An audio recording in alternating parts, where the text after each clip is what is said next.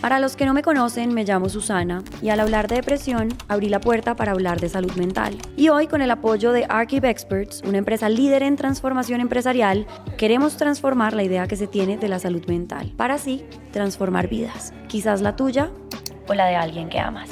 Este es un espacio donde a través de muchas voces vamos a visibilizar la realidad de la salud mental en este universo que nos une como humanidad y resignificar los momentos de oscuridad desde el universo que compone a cada uno de nosotros. Por eso, abro mi corazón y mi alma y les cuento mi historia con este acompañante llamado depresión. Invito a otros a contar su historia y junto a expertos les entregamos cuestionamientos y herramientas para acompañarlos a transitar su camino. Recuerden que cuando compartimos nuestra vulnerabilidad, cultivamos entendimiento y cosechamos conciencia. Bienvenidos a este viaje donde vamos a ir al fondo.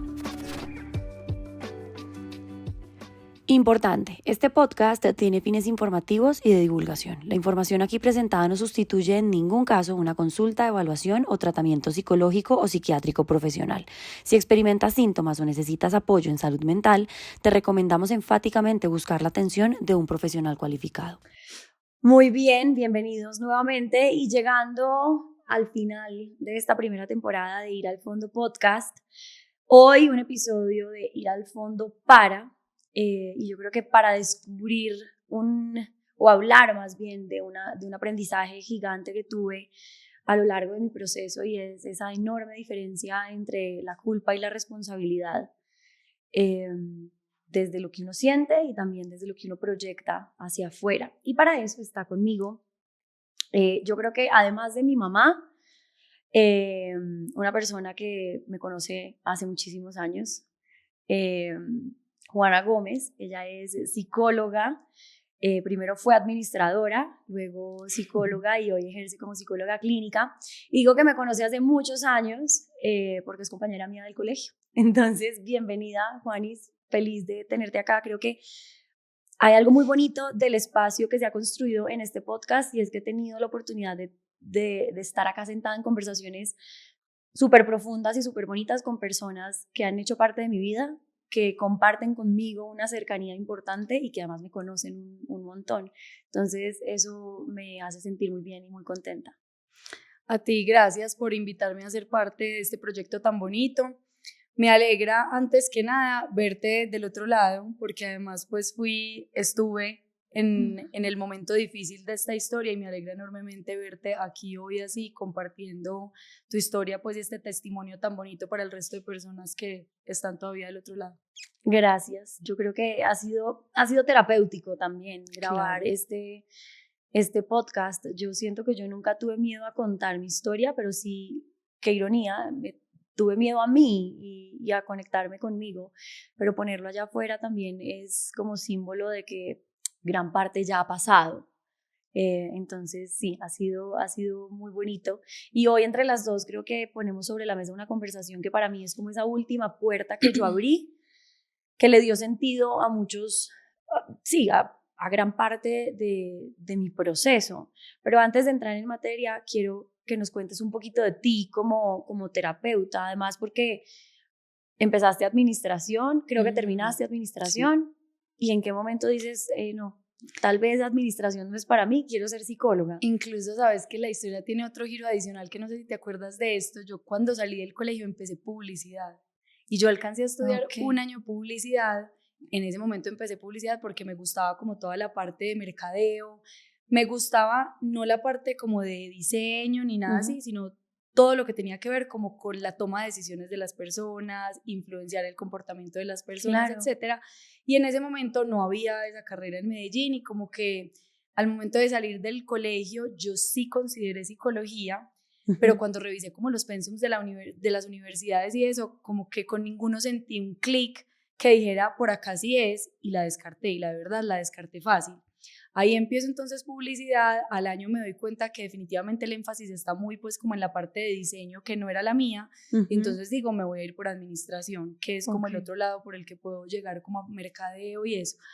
Y cuando recién empecé administración, abrieron en la universidad en la que estaba el programa nuevo de psicología y fui como a chismosear como el nuevo enfoque pues y el pensum y me encantó.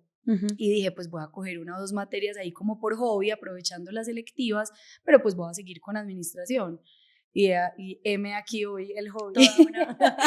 Me encantó, igual terminé administración. Pues todo el mundo me preguntaba como, entonces, o sea, estudias las dos porque te encanta la parte de gestión humana y la organizacional, y yo no, cero. Nunca fue lo que me llamó la atención, pues como el punto en el que se juntan las dos carreras. Sin embargo, cuando salí de la universidad sí quise como tener esa pruebita como del mundo corporativo, y estuve 5 años en una organización en el área de talento humano, acompañando procesos de desarrollo de personas y equipos, procesos de liderazgo en algunas iniciativas de salud mental, bueno, y finalmente tomé la decisión de independizarme para dedicarme a la práctica clínica. Ahí hice la maestría en psicología clínica. Siempre he sido demasiado gomosa con el estudio de esta carrera, me apasiona entender pues como el ser humano, entonces incluso he explorado distintas corrientes teóricas, soy fan pues como de hacer cursos cortos y mantenerme pues como en constante para actualización. Tener otras herramientas. Exactamente. Y bueno, ya llevo como 4 o 5 años dedicada full a la práctica clínica. Y en tus consultas, ¿crees que un común denominador de los pacientes, de quienes se sientan frente a ti, se culpan mucho? Muchísimo. Me encuentro mucho con la culpa y con la vergüenza. Ok. Que van de la mano, además. Que tienen muchas cosas en común, pero son diferentes, sí. Pero en general, quien llega a un espacio, y de hecho muchos se demoran en llegar a ese espacio por vergüenza y culpa de exteriorizar o verbalizar, poner en palabras, decir en voz alta un montón de cosas que se llevan guardando, claro. Y que llevan ahí pues cargando y haciendo rotico. Cuando Juanis decía que me acompañó en parte de mi proceso, yo los quiero poner en contexto y contarles esta parte de la historia. Cuando yo entro a la hospitalización, yo estuve en una hospitalización muy larga. Yo estuve 20 días, un poco más de 20 días hospitalizada, lo cual es una hospitalización más larga de lo normal. Y en algún momento empecé a tener permisos de tener mi celular, y mi celular.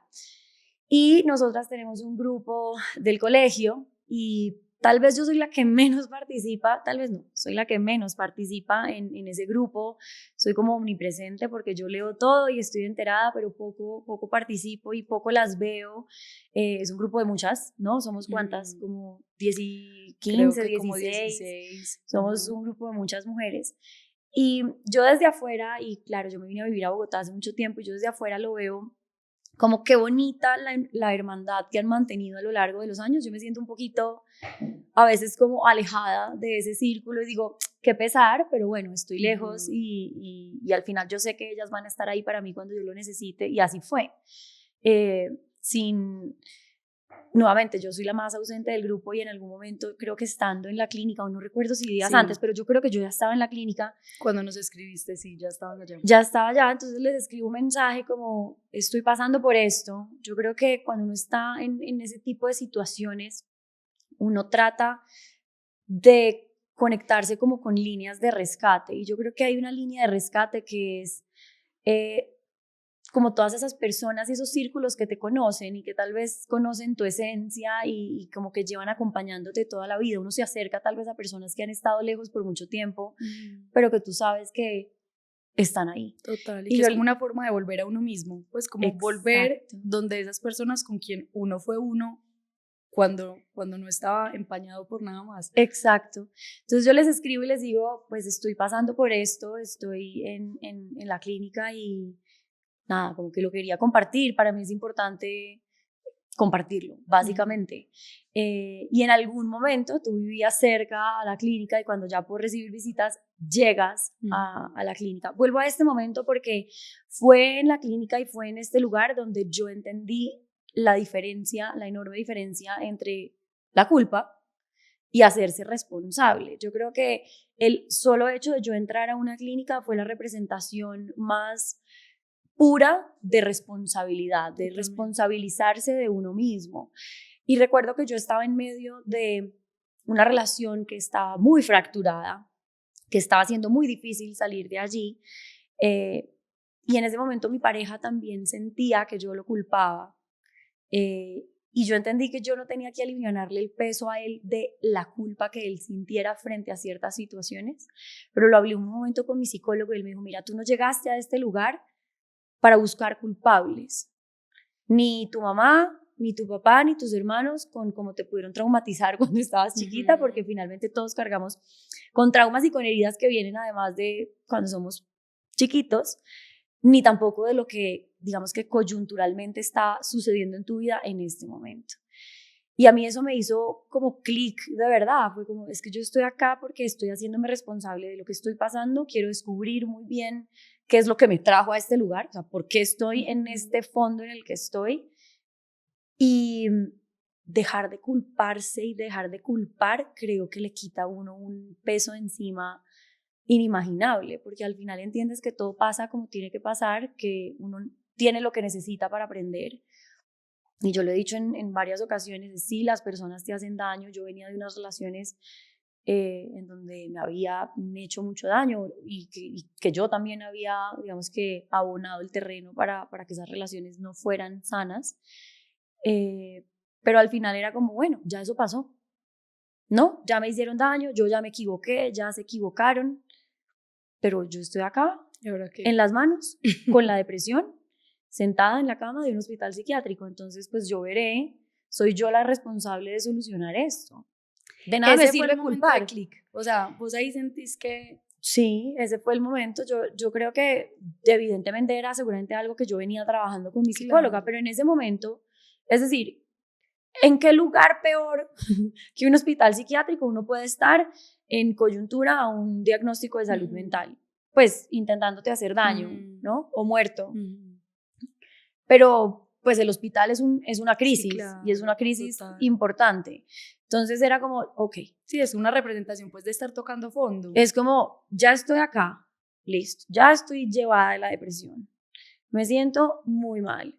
Ya sé qué me trajo hasta acá, porque en terapia he descubierto esas heridas que tengo, que traigo desde que era chiquita y también finalmente, digamos, como de lo que está sucediendo en mi vida. Ya sé qué me trajo hasta acá, ya sé quiénes seguramente también son responsables de haberme hecho daño. Pero ¿y quién está acá? ¿Quién tiene la depresión? Yo. Total. ¿A mí de qué me sirve culpar a todas las personas que están allá afuera? Es que están allá afuera, es que yo soy la que estoy acá adentro. ¿Y te acordás si ahí, por ejemplo, más allá de estar culpando a muchas personas a tu alrededor, o a tu pasado, o a tu familia, o a tu pareja, te acordás, por ejemplo, de esa culpa con vos misma? Es que yo creo que la culpa conmigo misma fue incluso la que me llevó a vivir y a encarnar una Susana que yo nunca quise ser, pero que era como la única versión que yo conocía de mí. Y yo me consideraba, y yo creo que yo tenía una muy mala imagen de mí. Yo siempre me consideré, creo que una mala persona, básicamente. O sea, y yo lo he dicho acá, y a mí mi psicóloga me lo dijo, es que tú te presentas como el peor monstruo de la historia. Yo no veo ese monstruo, pero al final, pues ese monstruo ¿qué pasa con ese monstruo? Pues que es culpable de todo lo malo que pasa, ¿no? Y por eso tiene que ser castigada. Entonces, como que todo lo malo que a mí me sucedía, yo sentía que lo merecía, porque era una mala persona. Y todo lo bueno que me llegaba, pues yo lo saboteaba. Digamos que esto, a lo largo del podcast hemos hablado, claro, de esa primera puerta que yo abrí entendiendo como de la importancia de entender la historia que uno se cuenta de uno, que es esto. Luego de abrazar un poco y darle cabida a la vulnerabilidad, que yo creo que es el primer paso, ¿cierto? El valor de pedir ayuda y de cómo ayudar también a los demás. Y claro, y ya llegamos a este lugar que yo creo que sí es como un pasito más allá en el proceso. Entonces, estando en ese lugar, yo me di cuenta que de nada me servía culparme y llevaba muchos años culpándome por todo, por ser quien era, básicamente por existir. Y culpando a los demás, de nada me iba a servir. Y yo lo digo, lo dije tal vez la primera vez que conté mi historia, yo creo que es que la culpa te inmoviliza, te deja sentado en la quietud, no te deja mover para ningún lado. Totalmente, y vos lo acabas de decir, de nada me sirve. Hay muchas personas que cuando están como en esa espiral de culpa, de alguna manera encuentran, mira, es muy particular porque es como si hubiera una ilusión de que ese autocastigo de alguna manera te está permitiendo como resarcir o pagar el castigo que tienes que pagar, claro, por la terrible persona que eres o por o las horribles cosas que hiciste, ¿cierto? Esto basado en la historia pues que te estás contando sobre ti, pero el punto es que incluso si hipotéticamente si hubieras hecho unas cosas horribles, ¿para qué te sirve culparte y autocastigarte? O sea, te congela como en una posición de estancamiento. ¿Para qué sirve? O sea, en caso de que listo la embarraste con alguien más, ¿para qué te sirve autocastigarte? Eso no te moviliza a reparar con la otra persona. Dañaste algo que para ti era valioso. Autocastigarte no te ayuda a reparar o a resolver lo que dañaste que para ti era valioso.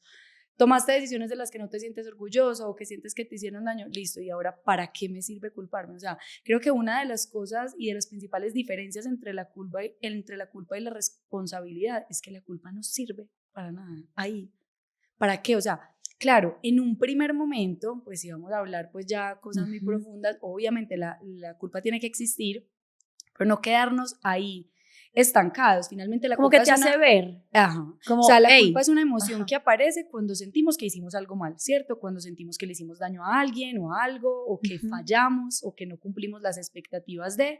Y digamos que en un primer momento que finalmente mira que es una emoción muy moral, pues muy construimos socialmente los motivos por los cuales sentirnos culpables, ¿cierto? Es más, cosas por las que nos sentimos culpables acá no se sienten culpables en otra parte y al revés, claro. pero sí, por allá no nos vamos a meter. El punto es que cuando vos te quedas patinando ahí en modo autocastigo, que además la culpa siempre viene acompañada de un juicio negativo sobre uno mismo, con una evaluación negativa, entonces no solamente te estás haciendo cada vez más chiquito y aporreando más tu autoestima, tu autoestima y tu la amor relación propio contigo mismo, sino que además no te está sirviendo para nada, no te permite moverte.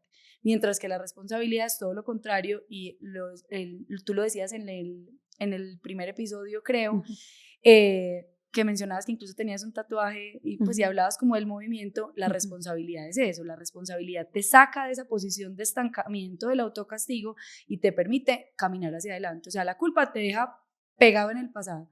La responsabilidad es, listo, ¿qué es esto que tengo en el presente? Así como tú decías, estoy acá en la cama de un hospital mental, esto es lo que hay, ¿qué voy a hacer?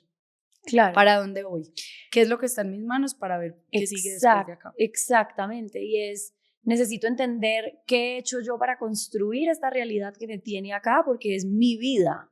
Por ende, pues al final sí, yo soy la responsable de mi vida, ¿no?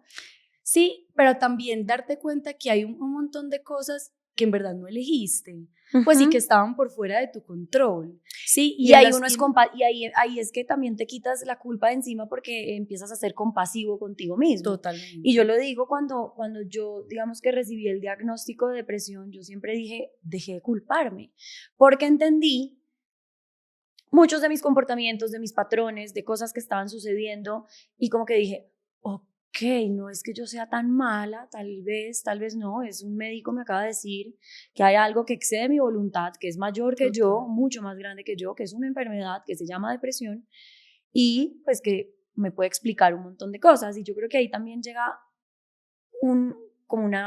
algo importante y es el hecho de que puedas entenderlo a través de la responsabilidad y que puedas responsabilizarte de lo que tengas que solucionar o reparar o atravesar, no significa que no tenga consecuencias, porque al final, y lo pongo en mi historia, entonces yo entro a la hospitalización en medio de una coyuntura difícil con mi pareja y yo digo, pues en ese punto nuestra relación era una crónica de una muerte anunciada, literal. Y entonces yo me empiezo un poco a alejar de la culpa, con eso me pude perdonar, creo que lo pude perdonar a él, entonces me empecé a sentir un poco más liviana, me empecé a ser responsable de mi proceso, salí de la clínica con mayor conciencia, pero esa relación no volvió. La consecuencia, es decir, todo lo que pasó, de lo que yo también fui responsable, tenía una consecuencia.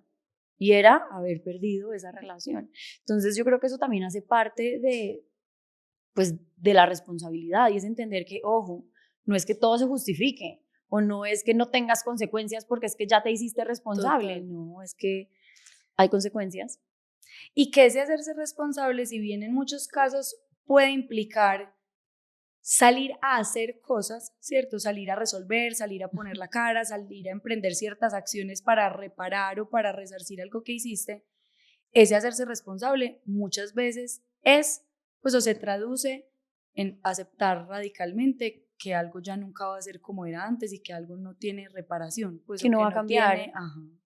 Pero no necesariamente desde una posición de autocastigo, de autocrítica. Yo puedo acompañarme en una forma muy compasiva por la tristeza que me implica dejar de estar en esta relación o que esta persona ya no haga parte de mi vida, etcétera, y asumo la responsabilidad, acepto radicalmente que sí, que esta es una de las consecuencias de muchas cosas que pasaron, de algunas decisiones que tomé y de otras cosas que pasaron que estaban fuera de mi control, porque a eso me refería con lo que decía ahorita, es como esa dialéctica entre reconocer que no soy culpable de un montón de cosas por las que yo estoy acá, ¿cierto? Porque finalmente se tienen que pasar un montón de cosas para que uno haya llegue una al fondo, depresión, claro. y para que uno llegue a ese punto. Entonces, como poder discernir, no cargarse todo ese morral tan pesado, todo es mi culpa y yo me lo merezco, entonces soy una mala persona, y no es, ¿cuántas de estas cosas de mi historia yo no las elegí, ni estaba en mis manos elegirlas y no las podía controlar? Y a la vez también reconocer qué he hecho yo, qué he hecho o dejado de hacer, que me ha traído también o que ha contribuido a que yo esté aquí hoy. Y eso no para darme palo por haber contribuido, sino por reconocer que tiene que ser diferente de aquí en adelante, ¿cierto? Como reconocerme como un agente activo dentro de esa historia, pues porque finalmente ahí está la buena noticia y es, esto sí está en mis manos cambiarlo, pues así sea de a pasitos chiquitos, pero sí está en mis manos moverme de donde estoy. ¿Tú crees que en un proceso terapéutico, digamos que, o más bien, tú como psicóloga, cuando estás en un proceso terapéutico con alguien y ves que tu paciente por fin se hizo responsable y como que salió de la culpa, ya está viendo la luz al final del túnel, un poco por así decirlo? ¿Crees que de repente es lo que más tiempo tome en un proceso terapéutico? ¿Como que es algo que le cueste mucho al ser humano? Sabes que hay personas que desde el primer momento en el que llegan a terapia ya se reconocen como responsables dentro de su propio sufrimiento y están ya en una posición de, listo, independientemente de qué tanta lucha o resistencia hubo previo a estar ahí sentados, yo ya sé que esto tiene que ver conmigo y que soy yo el que me tengo que mover y el que tengo que cambiar para pues moverme de donde estoy o para cambiar las situaciones de mi vida que no me tienen contento, satisfecho, lo que sea.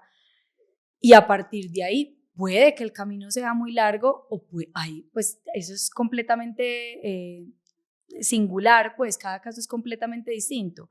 Sin embargo, hay muchas personas que en el momento en el que llegan a empezar un proceso todavía no logran ver cómo están siendo, cómo están siendo, pues cómo han sido responsables también o cómo han contribuido a llegar hasta el punto en el que están hoy, pero dos, todavía no están asumiendo un rol activo en la solución de esa situación. Entonces están muy instalados como en una posición de queja contra la vida, de resistencia contra el mundo, todo es mal, incomprensión, pues sí, como víctimas de la vida, pero no dueños de su propia vida. Entonces, y ahí hay momentos de terapia muy confrontadores donde uno finalmente dice, claro, pues que si el problema son tus papás, es tu pareja, pues yo no puedo hacer nada.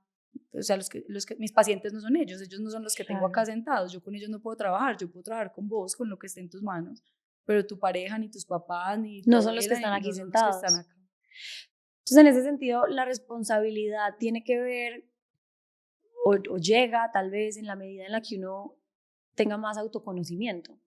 Sí, creo yo que tiene que ver mucho con el autoconocimiento y con la aceptación, y la aceptación en el sentido de como soltar esa lucha y esa resistencia, reconocer que es que ya el pasado fue como fue, porque mira que es que cuando uno está en modo resistencia, la resistencia se caracteriza como por esa vocecita interna que está como en modo ¿por qué?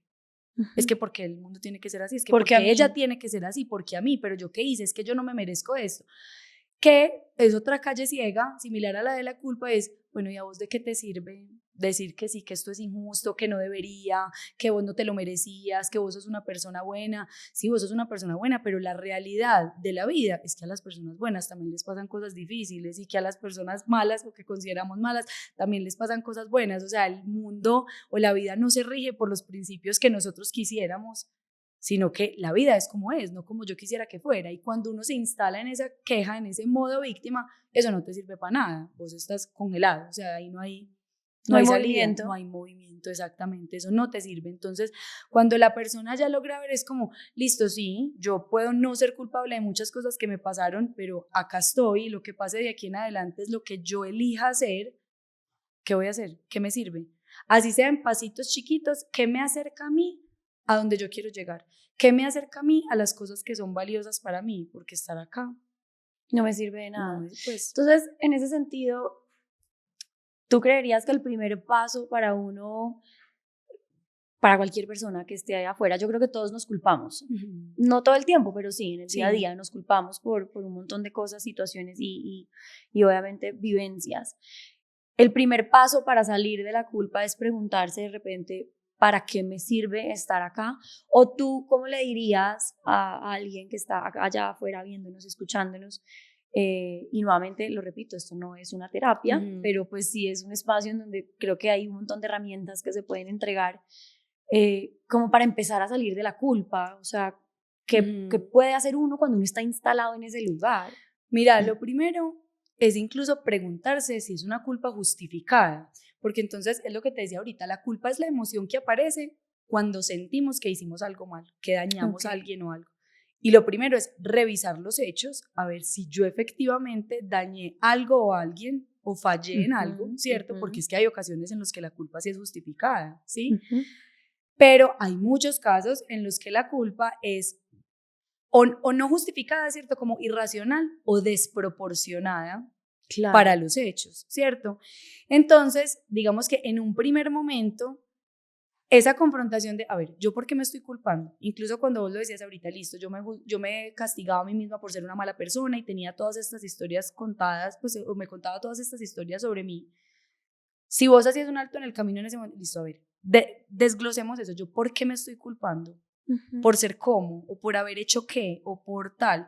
Porque cuando vos entras como a hacerle zoom a esa narrativa, te encontrás con que la persona se está culpando por un montón de cosas que en realidad no son su culpa, pues, o que no tenía, sobre las cuales no tenía control. Incluso es muy común ver en una persona que está atravesando por una, pues, o que tiene un diagnóstico de depresión y otro tipo de diagnósticos, culparse por tener ese diagnóstico.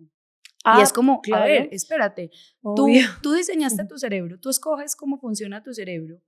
Sí. Y esto es como que suena un poco pues como particular, pero es como, es que el cerebro fue diseñado para nosotros, no por nosotros. Es que ¿quién elige cómo funciona el cerebro?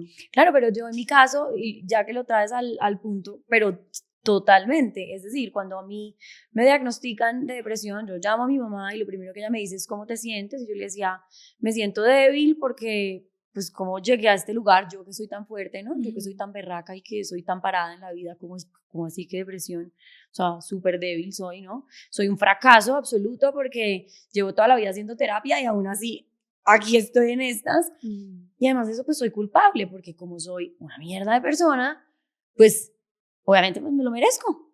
Yo sabía que tenía que llegar a este punto porque es que yo soy lo peor.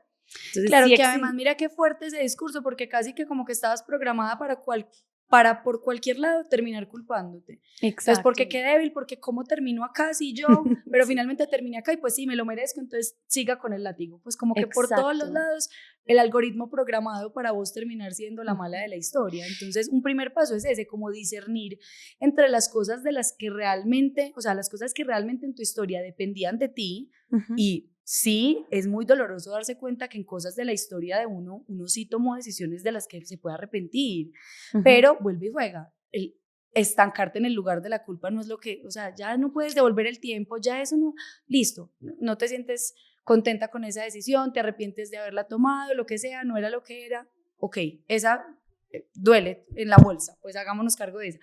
Pero ven y descarguemos, saquemos del morral todas esas por las que te estás culpando que definitivamente no estaban en tu control. Ese es un primer paso. Claro, claro, porque eso te iba a preguntar, cuando sí hay culpa porque en mi caso yo me vuelvo y en algún momento de toda esta temporada lo dije, si a mí alguien que me hubiera conocido hace 10 años, pues tú me conoces hace muchos años, dice, uy, no, Susana, me cae como mal. Yo digo, tiene toda la razón en que yo le caiga como un jopo, porque yo a veces, y durante mucho tiempo y en muchos escenarios, pues no me comporté bien. Y fui esa persona conflictiva, sí. Y fui grosera, sí. Y fui intolerante, sí. Y de ahí la lista pues puedo continuar. Es como, lo fui, sí, pero hoy tengo compasión por esa Susana y entiendo que era una versión que estaba viviendo y siendo a raíz de un montón de heridas y de cosas no resueltas. Entonces yo ya la perdoné, pero entonces listo, le hacemos zoom in como a, ok, esta culpa es justificada o no es justificada, como que sí hice algo o no hice algo. Un poquito como filtrar en el morral y descargar las que definitivamente y con las yo no que uno se podía queda. controlar. Y con esas hay que trabajar. Con esas hay que trabajar y es un trabajo de mucha aceptación, de mucha compasión, porque lo que está claro es que queramos o no y por mucho que nos arrepintamos, pues el tiempo no se puede volver, ¿cierto? Y por eso te decía ahorita que hacerse responsable implica mucha aceptación. Y valentía. Y también. valentía, exacto, porque entonces, listo, en tu caso tú dices, ok, miro hacia atrás y no me gusta la Susana que yo era, pues que yo con esa Susana ya no puedo hacer nada. Es que esa Susana ya fue tal cual y como fue. Con esa ya no puedo hacer absolutamente nada. Pero es que mi historia no se acabó ahí. Es que Susana sigue viva hoy y a Susana le queda una vida por delante. Entonces, este momento del presente que yo me estoy gastando, dándole vueltas al pasado y castigándome por el pasado, es el único tiempo como fértil donde yo podría hacer algo distinto para ser una Susana distinta en el futuro. Ya no puedo volver el tiempo. Es que me gustó, es que pudieras. Yo te digo, listo, dale, pues emplea todas tus estrategias y gastate el tiempo que quieras, pues porque eventualmente lograrás devolver el tiempo y hacer algo distinto, pero no se puede. Entonces, ¿para qué? Entonces, ahí viene el trabajo difícil, pues, o el trabajo. Creo que el proceso es muy difícil en distintos momentos por distintas cosas, porque entonces era lo que tú decías ahorita, entonces en el momento en el que me reconozco responsable ya vi la luz al final del túnel, es como, espérate que ahí todavía falta mucho trabajo, claro. Es como, ok, me reconozco, o sea, sé que soy la responsable de hacer algo con esto que tengo hoy, pero vení, que es que acá yo me sigo sintiendo de muchas maneras respecto a mi pasado y cómo me cuento como transformo esta historia que me he contado todo este tiempo sobre mí. Entonces un poco como dos puntos importantes frente a la culpa sería lo que tú decías, como hacerle zoom in y revisar y filtrar y alivianar un poquito esa maleta y con la que uno se quede, es decir, esta es mía y moverse hacia algún lugar. Sí, que ahí yo siento que es muy importante buscar ayuda profesional, porque entonces, ¿qué pasa? Uno inevitablemente tiene puntos ciegos, todos tenemos puntos ciegos. Obvio. Y un diálogo de uno con uno siempre va a dejar cosas por fuera. Entonces, la terapia da perspectiva. Totalmente, y vos podrás tener, claro, muy buenos amigos, una red de apoyo muy bonita y toda la cosa, pero hay conversaciones e intervenciones que requieren una formación profesional, pues como para poder tocar ciertos temas, ¿cierto?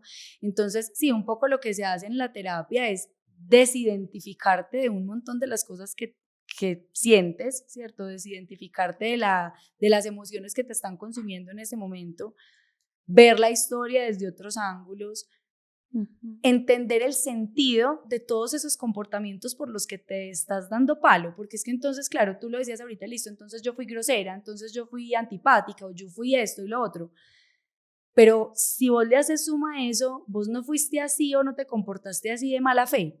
Vos no te comportaste así porque un día te levantaste de la cama diciendo, yo quiero tratar hoy mal a todo el mundo. Porque eres un monstruo. Me estoy soñando tratar mal a todo el mundo. Sí. Eso era lo que vos en ese momento tenías, o era desde donde te relacionabas con el mundo, de acuerdo a lo que habías vivido y a lo que estabas viviendo, y para vos tenía un sentido.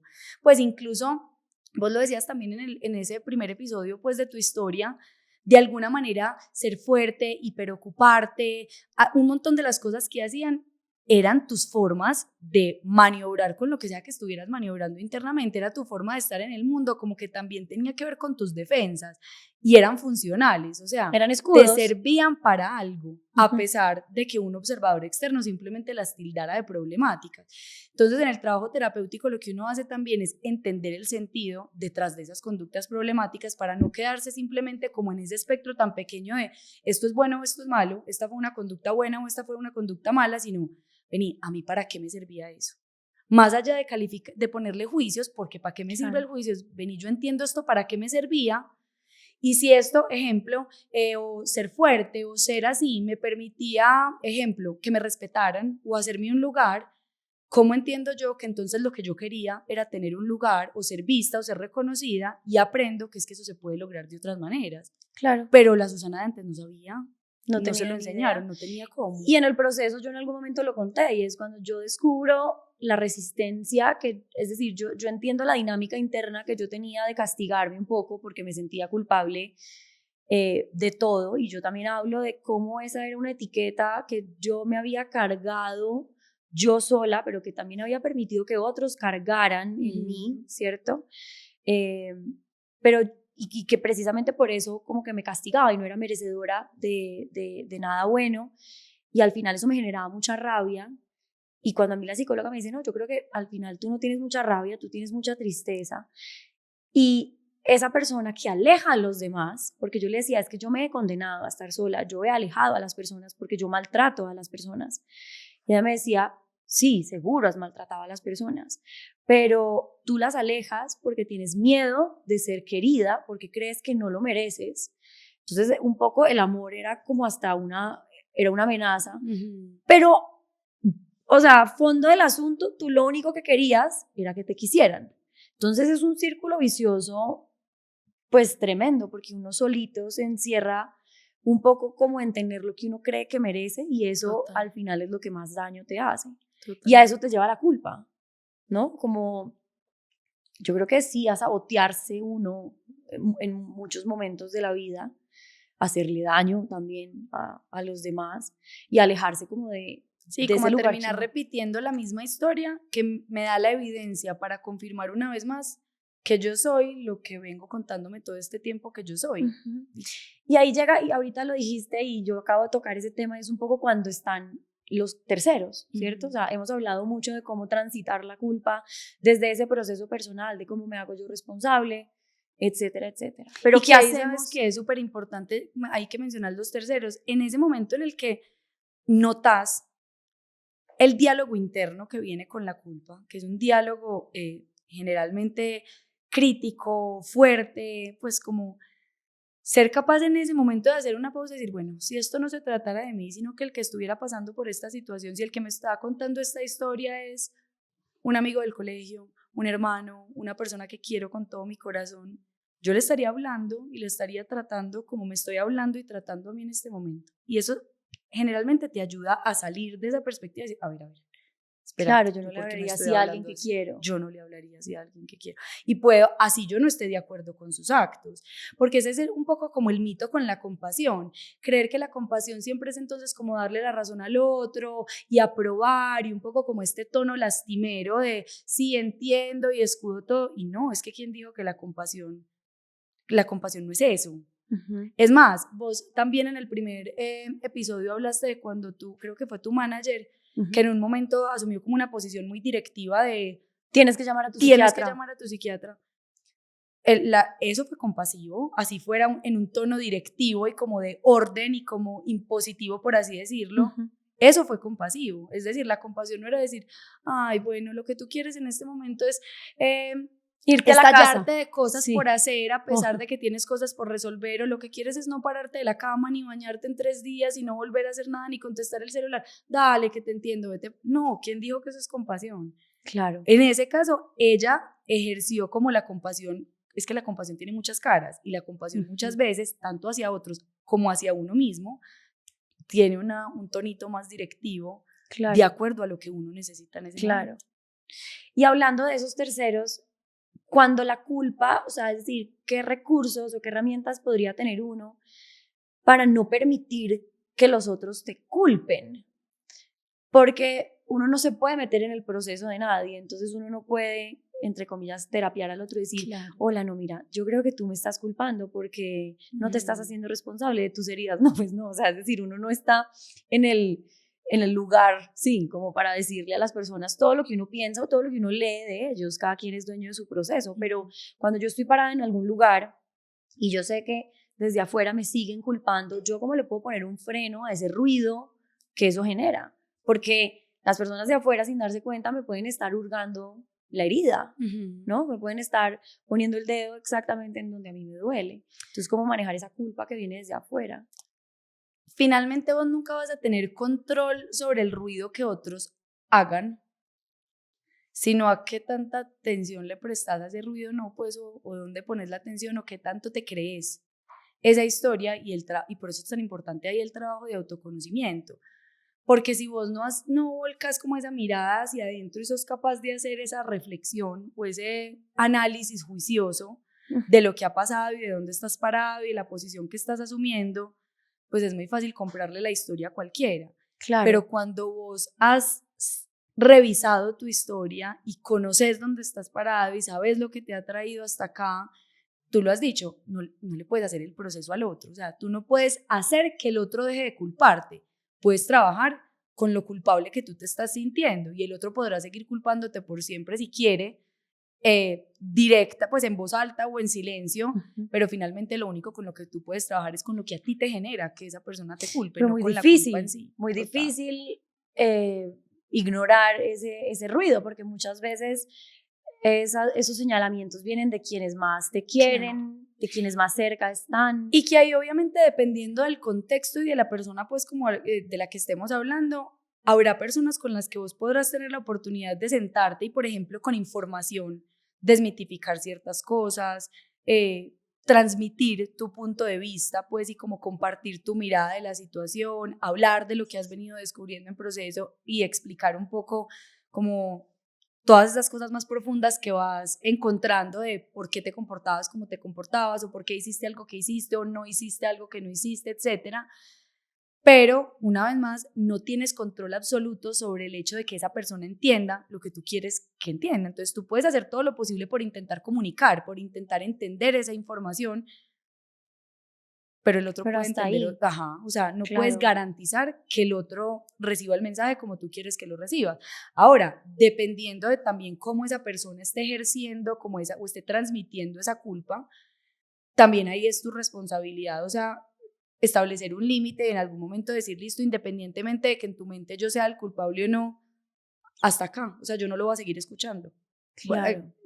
Es parte de tu proceso tramitar pues lo que sea que yo siendo la mala de la historia he hecho en tu vida, pero a partir de este momento a mí no quiero escuchar esto más. Sí, que eso yo creo que también es un reto enorme de los seres humanos, claro, y es poner límites y ponernos límites. Creo que no sabemos hacerlo. ¿Por qué? O sea, aquí ya dejamos la culpa a un lado, pero es que me parece importante tocar el tema de los límites, porque nos cuesta tanto. Sí. ¿Con qué tiene que ver el no saber poner límites o que no? Sí. No, con muchas cosas. Una de ellas es que generalmente ponerle límites al otro, pues al otro no le gusta. Y finalmente somos seres relacionales que vinimos al mundo a buscar vínculos con otros y que esos vínculos estén en amenaza genera mucho miedo. Entonces muchas veces preferimos entrar en conflicto con nosotros mismos antes de poner un conflicto afuera entre nosotros y un ser que es importante para nosotros. Claro. Pero sí, definitivamente. Y ahí la verdad es que tristemente por la falta de información que por más esfuerzo que se venga haciendo en la época de hoy para hablar de todos estos temas, pues la desinformación sigue estando. Claro. Y tristemente muchos de esos contextos como familiares y sociales de una persona que está en esa situación realmente creen que la persona que está ahí porque quiere. Entonces frases invalidantes como métale actitud y ya, o es que tiene que poner de su parte, o es que usted no se ayuda, así lo que te estén diciendo explícitamente no es tu culpa, pues ¿cuál es el mensaje cuando vos lees entre líneas? Es tu culpa. Es tu culpa estar así, estás así porque quieres. Claro. Y eso es absolutamente invalidante con el sufrimiento que una persona en un episodio depresivo está sintiendo. Claro, sí, y al final yo creo que sin duda para alguien que esté atravesando un diagnóstico de salud mental va a ser mucho más complicado de atravesar, pero yo creo que aplica para cualquier persona que esté atravesando Totalmente. Cualquier mal momento o cualquier duelo. Totalmente. Y ahí, digamos que me llega otra duda frente a todo el tema de la culpa, y es, uno desde afuera, ¿cómo puede ayudar a alguien que está en esa posición de culparse y darse látigo, o sea, uno cómo puede ayudar a alguien que esté alojado en ese lugar, como a llevarlo un poquitico por el camino de, ven, no es por acá, hazte responsable, y sí, seguro esto tiene consecuencias que no van a ser probablemente las que tú querías, porque si bien uno no puede hacer el proceso por nadie, yo creo que, y a mí me lo dijo mi psiquiatra hace poco, y es, muchas veces cuando uno está en ese lugar vulnerable, cuando está sintiendo todo mucho, se abre una puertica para uno escuchar, ¿cierto? Porque de verdad necesitas que alguien te salve de cierta manera, como que te lancen una cuerda que te puede salvar. Y ella me lo decía de una manera muy linda, y es, uno muchas veces tiene traductores en la vida, literal, ¿cierto? Son personas que te dicen, no, ven, es por acá, y uno, ok, de repente sí. Es que mira, finalmente cuando uno está pasando por una depresión, es como si vos te pusieras unas gafitas negras, ¿cierto? Como que el lente está empañado, ¿cierto? Entonces, incluso la culpa en sí es una de las cosas que en la depresión aparece de manera muy distorsionada. O sea, aparece, es muy común que una persona que está deprimida se sienta muy culpable de cosas que no es culpable, ¿cierto? De cosas que no es responsable tampoco, o que no fue responsable.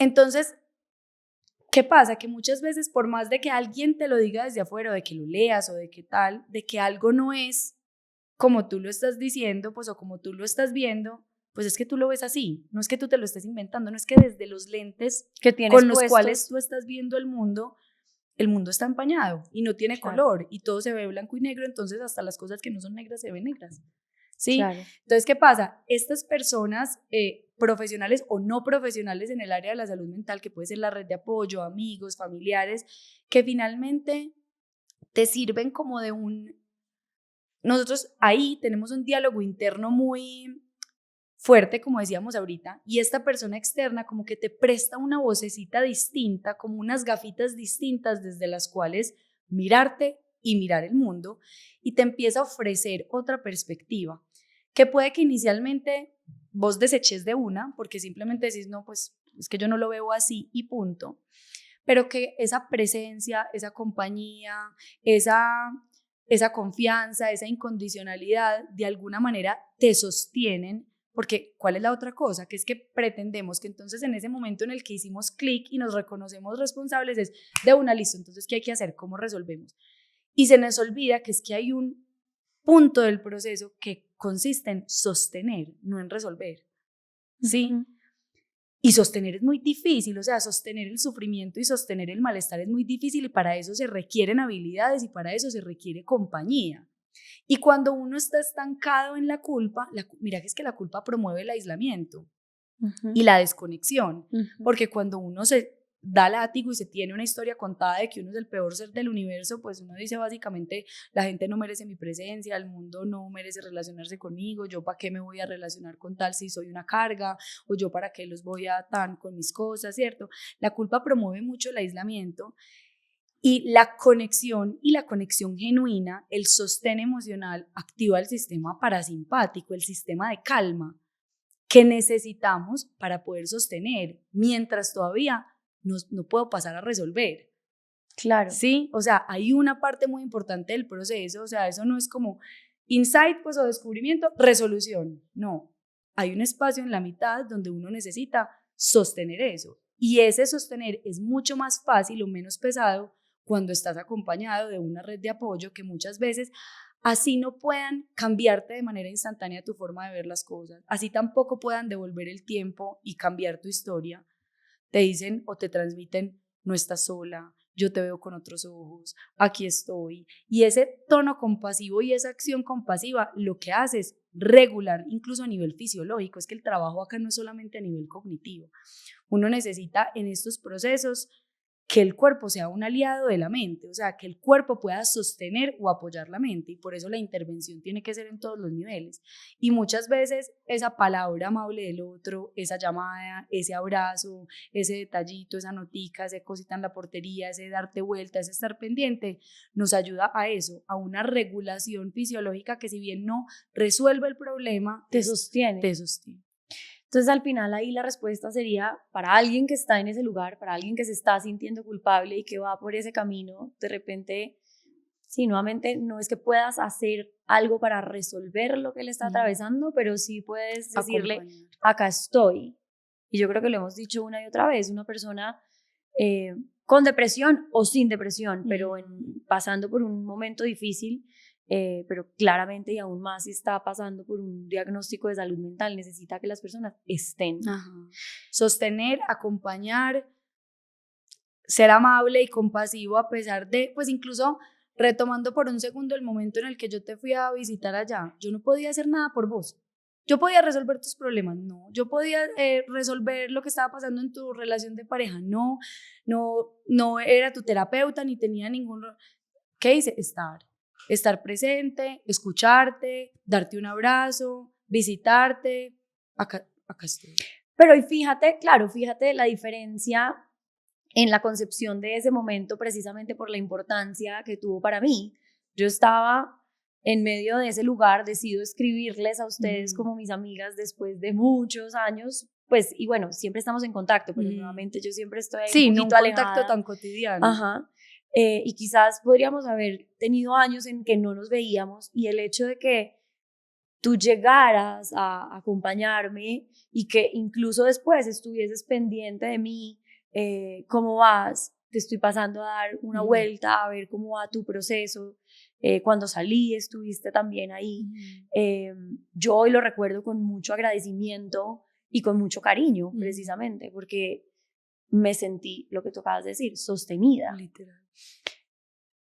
En ese momento, porque evidentemente tú tuviste otra cosa de la que yo estaba viendo estando dentro de mí y conociéndome desde hace tantos años, cuando estuviste ahí en ese lugar, ¿percibiste que estaba de repente fuera de la culpa? ¿Percibiste una Susana que se estaba haciendo responsable tal vez de muchas cosas que tú también conociste de mí y que sin duda me imagino, entiendes que me pesaron durante mucho tiempo? ¿O qué pudiste percibir en ese momento? Sí, es que yo creo que como tú lo decías ahorita, el solo hecho de estar ahí ya era un símbolo de el ejercicio pues de una gran responsabilidad, y es, esto es mío, yo soy la que me tengo que hacer cargo de esto. Y era un acto de autocuidado, como ponerle pausa al resto del mundo. Me acuerdo mucho que ahí me estabas contando que tenías un evento próximo, algo deportivo y no sé cuánta gente convocada y etcétera, etcétera, pero verte también siendo capaz de decir, espérate que pues es que yo me tengo que atender en este momento, pues yo tengo que parar. Y eso es responsabilidad. Tomar esas decisiones, es decir, yo hoy para estar bien necesito estar acá, necesito estar acompañado de este equipo de profesionales, necesito parar, necesito bajar el ritmo, necesito cancelar si hay algo que hay que cancelar, ¿sí me entendés? Entonces, ahí, con ese tipo de acciones, yo ahí veía responsabilidad. Que faltaba mucho camino por delante, claro, y ahí en lo que alcanzábamos a conversar y que me contabas pues como en qué estabas y etcétera, todavía faltaba trabajo, claro, es que finalmente trabajo siempre vamos a tener pendiente por hacer, pero ahí ya había una dosis enorme de responsabilidad total. Juanis, como para terminar, porque yo creo que obviamente la conversación ha dado una perspectiva súper bonita de qué es la culpa y qué es la responsabilidad. Yo voy a decir lo que tengo en mente y tú lo complementas, y es la responsabilidad. Entonces tiene que ver con el autoconocimiento, con la aceptación, con soltar el control, con pausar. Con soltar el control de lo que no me corresponde y tomar el control de lo que sí. Ok. Con pausar, ¿no? Creo que eso, no sé si agregarías algo más. Sí, yo creo que tiene que ver mucho con reconocer, y ahí está el autoconocimiento, reconocer que de acá es mío y asumirlo, hacerle frente a, ¿cierto? Y lo que decíamos ahorita de que la responsabilidad puede tener muchas caras, pues a veces la responsabilidad es salir y hacer, salir y reparar, salir y buscar, y a veces la responsabilidad es aceptar con la frente en alto, por más de que me duela mucho, que estas son las consecuencias de mis actos, pero no desde el lugar del látigo, sino desde un lugar más autocompasivo, donde puedo reconocer que el lugar en el que estoy es humano, que se vale, que no significa ser un fracaso, que no significa nada de las historias que nos contamos, pues como con ese juez interno tan señalador y tan implacable que a veces nos hablamos, y finalmente hay una de las diferencias más importantes es que la culpa mira hacia atrás, la responsabilidad mira aquí y para adelante. Es movimiento, mientras que la culpa es estancamiento. La responsabilidad es movimiento, es acción. Tú dijiste, la responsabilidad a veces es salir a reparar, ¿cierto? A tal vez como confrontar eso que tenemos que confrontar. A veces es sencillamente aceptar. Y yo ahí le agregaría que a veces es como quedarse con uno mismo e ir al fondo para entender, ¿no? Cuidar. Exacto. O sea, es hacerse cargo de. Y en ese momento vos te hiciste cargo de vos, te escuchaste, hiciste lo que necesitabas y transitaste un camino muy difícil, muy doloroso, y a pesar de eso seguiste firme. Y aunque en muchos momentos en ese entonces decías, esto no tiene salida, ¿cuándo va a salir de acá? Sí tiene, pero uno ahí, cuando tiene las gafas negras puestas, uno no ve salida, uno no ve color, uno no ve luz, uno no ve nada. Pero lo decías también como la única forma de atravesar es atravesándolo.